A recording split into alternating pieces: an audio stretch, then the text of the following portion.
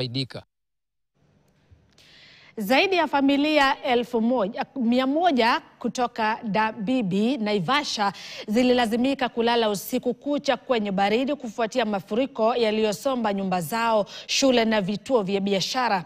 Hii ilifuatia mvua kubwa katika msitu ulio karibu wa Eburu ambao ulishuhudia maji yanayotiririka yakiingia katika vijiji na maduka ya karibu na kusababisha uharibifu. Hapo awali mafuriko kama hayo kutoka milimani yalisababisha vifo vya watu wengi, nyumba na mashamba yamejaa maji huku barabara kuu zikiwa hazipitiki. Kulingana na mwakilishi wadi wa zamani wa eneo hilo, Gathariki Kamano, zaidi ya familia 100 ziliathiriwa na mafuriko hayo ya hivi punde. Alitaja tatizo hilo kutokana na kuziba kwa njia za maji katika eneo hilo na kuongeza kuwa kuna hofu kwamba hali inaweza kuwa hata mbaya zaidi katika siku zijazo.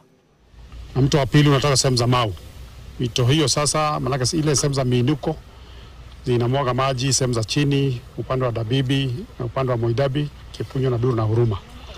Jana usiku maji haya yamezidi, na kuanzia jana usiku masaa saa 2 mvua ilikuwa kubwa sana na maji yakafurika kwa boma za watu, vitabu, mifugo yote imesombwa na hata mashule.